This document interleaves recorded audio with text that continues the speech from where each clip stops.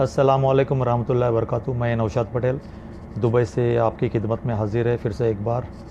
आज मैं ये वीडियो गल्फ़ वालों को डेडिकेट करता हूँ और उनके जो फैमिलीज़ है इंडिया में उनके लिए वीडियो बना रहा हूँ।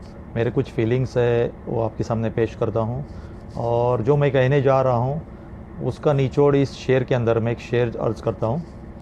दौलत की भूख ऐसी लगी कि कमाने निकल गए। दौलत की भूख ऐसी लगी कि कमाने निकल गए। जब दौलत मिली तो हाथ से रिश्ते निकल गए। जब दौलत मिली तो हाथ से रिश्ते निकल गए। बच्चों के साथ रहने की फुर्सत न मिल सकी। बच्चों के साथ रहने की फुर्सत न मिल सकी। जब फुर्सत मिली तो बच्चे खुद कमाने निकल गए। आप समझ चुके होंगे आपके घर से या मेरे घर से हर एक कोकन में हर एक घर से कोई ना कोई गल्फ़ कंट्रीज़ में काम के लिए जाता है और ये सिलसिला तकरीबन 40-45 साल से शुरू है। और पहले के लोग तो इतने एजुकेटेड नहीं थे, फिर भी माशाल्लाह गल्फ़ में अच्छा खासा कमा के अपने परिवार को एक खंभा बन के जैसे रहते थे और पूरा परिवार संभालते थे। हम लोग को अपने माँ बाप ने कितना खुश रखा। आपके अब्बू या मामू या चाचा या कोई ना कोई गल्फ़ में रहता था, सब जानते हैं। गल्फ़ वालों के फीलिंग सब समझ सकते हो। और मुझे जो फ़ील होता है सबसे बड़ी बात क्या मालूम है, आज मुझे मेरे अब्बू की बहुत याद आ रही है। मेरे अब्बू ने 27 साल गल्फ़ ने निकाले। आपके भी किसी अब्बू ने निकाले होंगे, किसी के चाचा ने निकाले होंगे। अब 2 साल में 2 महीना छुट्टी रहती थी। अभी समझो किसी ने 25 साल अगर गल्फ़ में निकाला तो साल में 2 महीना उसने अपने फैमिली के साथ कितने निकाला। सिर्फ 4 साल या 5 साल अपने इतनी बड़ी लाइफ के अंदर 4 साल या 5 साल फैमिली के साथ रहे। अब एक नौजवान जैसे आपके अब्बू या मेरे अब्बू जब गल्फ़ में आए, जब कैसे थे वो, एक नौजवान हैंडसम थे। उनकी किसी की शादी होगी, किसी की नहीं होगी।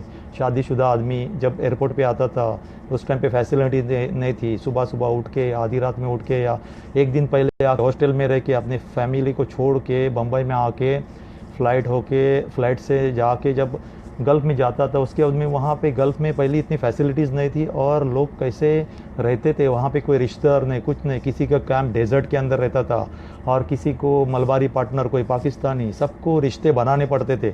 कोई रिश्तेदार नहीं, कुछ नहीं, कम्युनिकेशन नहीं। एक पहुँचने के बाद में पहुँचने की खबर जो लेटर है वो 22-25 दिन के बाद में मिलता था। और साथ में जो लोग रहते थे एक दूसरे का कैसे यहाँ रिश्तेदार बन के ख्याल रखते थे। आपको पता नहीं ये डेज़र्ट के अंदर जो गर्मी है इतनी हिंदुस्तान से, पाकिस्तान से या कोई भी देश से ज़्यादा डबल गर्मी होती है और यहाँ की गर्मी कुछ अजीब होती है और ठंडी भी इतनी ख़तरनाक ठंडी होती है। इस ठंडी के मौसम में आपके अब्बू ऐसी मतलब स्ट्रगल करते हुए ऐसी लाइफ जीते हुए सुबह सुबह 4 बजे 3 बजे उठ के काम पे जाते थे और कैसे कैसे उन्होंने दिन निकाले, कितनी तकलीफ़ में निकाले। बॉस का टेंशन, खाने पीने का टेंशन, किसी को खाना सही टाइम पे नसीब नहीं होता। कंस्ट्रक्शन कंपनी में आपको पता है सुबह में जब टिफ़िन लेके जाते हैं ना तो 2 बजे तक खाना ख़राब हो जाता है, सड़ जाता है। उसके लिए खाना भी जल्दी खाना पड़ता है, फिर बाद में भूख लग जाती है। इतनी स्ट्रगल की लाइफ थी पहले और आज भी कई लोग ऐसे स्ट्रगल करते हैं। हमारे अब्बू ने इतनी तकलीफ़ में ज़िंदगी निकाल के हम लोग को इतनी खुशी दी। जब वो हिंदुस्तान में आते 1 महीने की छुट्टी या 2 महीने की, क्या हम लोग उनको उतनी खुशी देते। इतनी तकलीफ़ से ज़िंदगी निकाल के पूरे परिवार को खुश रखने को कोशिश करते, साथ में रिश्तेदार को भी। पहले के लोग कितनी सूटकेस भर के सामान लाते थे, shirt piece, pant piece, perfume की बोतल, चॉकलेट, ये वो, काजू बादाम पिस्ता, पूरा बांटने का सिस्टम था। मतलब जो 2 साल कमाया वो आके सब बांटने का, सबको खुश करने का, वापस अपने परिवार को छोड़ के वापस कमाने जाने का। 2 साल तक कुछ नहीं। आपको पता है एक लेटर जब सऊदी अरब में या कोई गल्फ़ कंट्रीज़ में जब आता था, मैं भी 15-20 साल से हूँ, तो एक लेटर 3 बार पढ़ा जाता था। पहले एक बार पढ़ने का, फिर बाद में दूसरी बार पढ़ने का, फिर दूसरा लेटर आने के बीच में वापस पढ़ने का। इतनी खुशी रहती थी वो लेटर के अंदर, कितना प्यार था। आज कम्युनिकेशन इतना इजी हो गया, लोगों के दिलों में मोहब्बत कम हो गई। लेकिन आप सोचो आपके अब्बू ने इतनी तकलीफ़ निकाली। काले बाल थे, जब यहाँ पे आए तो सफ़ेद बाल हो गए। कैसे कैसे दिन निकाले। एक नौजवान लड़का अपने माँ बाप को छोड़ के आया था, जब वापस जाता है तो उसके साथ में क्या जाता है, किसी को शुगर की बीमारी, बीपी, हार्ट की बीमारी, नज़र कमज़ोर। और वहाँ पे जाने के बाद में क्या बच्चे उसकी इतनी इज्जत करते हैं।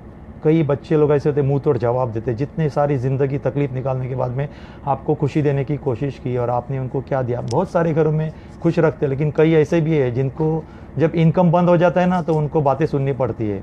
बड़ी बड़ी ख्वाहिश रखते हैं बच्चे लोग, बड़े बड़े मोबाइल के शौक़ रखते हैं और उनको अफोर्ड नहीं कर सकता उतने ऐसे ऐसे चीज़ें ऑफ़र करते हैं, तो उनको बहुत तकलीफ़ होती है। तो आपके अब्बू की, आपके जो भी घर के से अब्रॉड में, उनकी कदर करो। उनको जब छुट्टी में आएंगे उनको इतना प्यार दो, इतना प्यार दो कि वो 1 महीने के अंदर जो आपने खुशी दी है ना, वो खुशी के पल, वो स्वीट मेमोरीज़, वो पूरे 2 साल या 1 साल वही पल मीठे पलों के साथ में गुजार दे। आपको पता नहीं यहाँ पे लोग मलबारी हो, बेंगलोर का हो, कहीं भी हो, उसको रिश्तेदार बनाना पड़ता है और उसके साथ में भाई जैसा सलूक करना पड़ता है और एक दूसरे की मोहब्बत से वो लोग रहते हैं। कैसे कोई कैंप में रहता है, छोटे छोटे डबल डेकर बेड, ऊपर का बेड, नीचे उतरने को, पेशाब का जाने को तकलीफ़। किसी का अगर मजरे में काम करता है फार्म हाउस में, तो वहाँ पे इतनी ठंडी रहती है, उसको लाइफ क्या पता ही नहीं, बस डेजर्ट रेगिस्तान में रहता है। ऐसी जगह पे अगर ऐसा बाप किसी का स्ट्रगल करता है और तकलीफ़ से ये करता है, उसका बच्चा अगर कभी आउटलाइन में जाएगा, मैं बच्चों लोग को ये कहना चाहता, मैसेज देना चाहता, अगर समझो वही मेहनत से कमाई उसने अपने बच्चों को भेजा है फ़ीस भरने को, ये और बच्चा बाइक लेके दोस्तों के साथ घूमेगा फिरेगा, अय्याशी करेगा, उसकी लड़की दिन भर फेसबुक व्हाट्सअप के ऊपर ये करेगी या किसी के साथ में घूमने फिरने डेट पे जाएगी, और उसको बाप को पता चलेगा कि मैं ये बच्चों लोग को इतनी स्ट्रगल करके कमा के दे रहा और बच्चे मेरे अगर ऐसा कर रहे तो उनको क्या फीलिंग होगा। दोस्तों, अपने माँ बाप की कदर करो, अपने अब्बू जितने भी गल्फ़ में है या कहीं भी, उनकी इज़्ज़त करो, उनको खुशी दे दो। आज कम्युनिकेशन इतना ईजी हुआ कि हम एयरपोर्ट के अंदर जाते हैं ना, तो 50 बार मैसेज करते हैं, इमिग्रेशन में, लगेज की लाइन में, ये है वो है। लेकिन उस टाइम पे कुछ ये नहीं था। अंदर गया, जब माँ बाप और बीवी जब एयरपोर्ट पे आती थी, जब छोड़ने के लिए जब ऐसा हाथ मिलाते, हाथ छूटता था तो ऐसा लगता था कि पैर में से ज़मीन खिसक गई। कितने लोग आज, मैं सच्ची में मुझे बहुत फील होता है,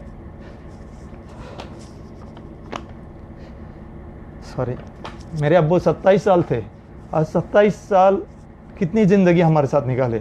जो मैंने शेर के अंदर कहा, जब हमारे साथ रहने के दिन है आज वो दूर है। हम लोग पैसा बेचते, उनकी खिदमत करना चाहते हैं, लेकिन कुछ फ़ायदा नहीं उसका। आप सोचो, आपके भी फीलिंग्स है। सॉरी, मैं बहुत इमोशनल हो गई। बस यही कहना चाहता हूँ दोस्तों, आप लोग से मैसेज देना चाहता हूँ कि अपने माँ बाप की कदर करो। जितने भी गल्फ़ में लोग काम करते हैं उनकी इज़्ज़त करो, उनको खुशी दे दो। उन्होंने जो पैसा कमाया उसको एक दिरहम को 18 रुपीज़ मत समझो, 1800 रुपया नहीं, 18,000 समझो, और उनके लिए बहुत सारी खुशी दे दो। उनका कहना मानो, उनको उल्टा जवाब मत दे दो प्लीज़। मैं इमोशनल हो गया, माफ़ी चाहता हूँ। सुबह सुबह मुझे अपने घर की याद आई, अपने माँ बाप की याद आई, मैं वीडियो बनाया। आप लोग को बस यही मैसेज देना था कि जो भी गल्फ़ में आपसे दूर है काम करने के लिए, आपके अब्बू या कोई जाता है, उनकी कदर करो और उनको बहुत सारी खुशी देने की कोशिश करो। उनसे ऐसी चीज़ें ऑफ़र मत करो जो उनके सैलरी के बाहर हो।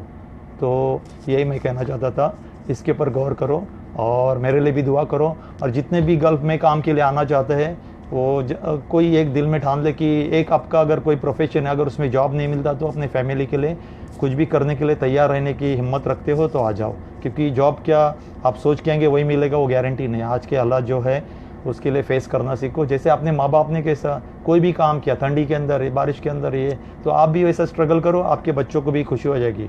मैं माफ़ी चाहता हूँ, मैं थोड़ा इमोशनल होगा, और मेरे लिए दुआ करो, सबके लिए दुआ करो। जज़ाकल्लाहु खैरन। अस्सलाम वालेकुम। नौशाद पटेल, दुबई से।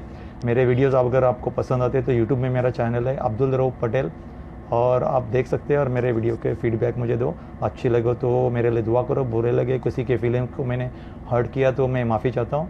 जज़ाकल्लाहु खैरन। अस्सलाम वालेकुम रहमतुल्लाहि व बरकातहू।